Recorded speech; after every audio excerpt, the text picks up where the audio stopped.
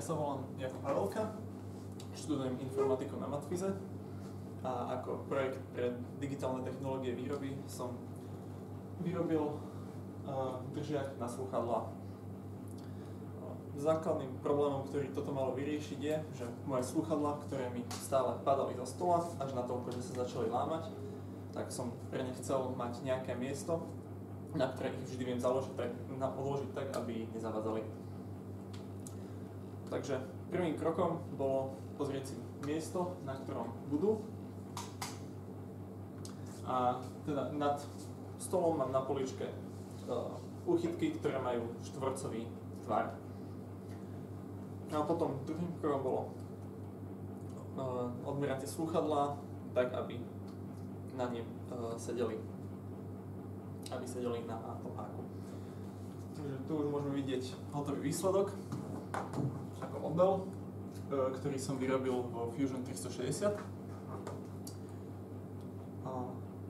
V podstate je to len nakreslený pôdorys takéhoto rámu, kde je v podstate len priehlbina, na ktorej budú držať samotné slúchadlá.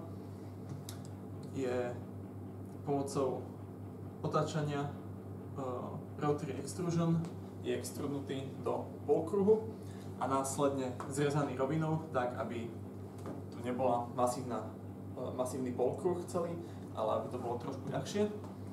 A následne som k tomu len prirobil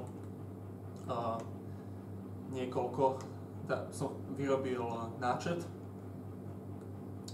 samotného háku, ktorý bude na ručke od skrinky a len ten následne extrudoval. Keď sa už pozrieme na výsledný produkt, tak vyzerá asi nejako takto. Jedna vec, ktorá na tomto projekte nevyšla, bola, že samotný hák, ktorý je na ručke, bol vytlačený ako príliš malý, čiže sa nezmestil na samotnú ručku. Čo sa v takýchto prípadoch dá spraviť, je, že buď vytlačíme na novo, už správnej veľkosti, alebo ak nestihneme z nejakých časových dôvodov, čo som spravil ja, je, že keďže PLA, z ktorého je tento model vytlačený, mekne v teple, tak som zobral hák, otočil ho a namočil do hrnčeka s horúcou vodou, aby trochu roztiahol samotný hák, tak aby sa to zmestilo. Je to trochu škaredé, ale je to funkčné a je to rýchle. No a teraz už mám miesto, kam si viem odložiť slúchadlá, tak aby nepadali. Ďakujem za pozornosť. Dobre.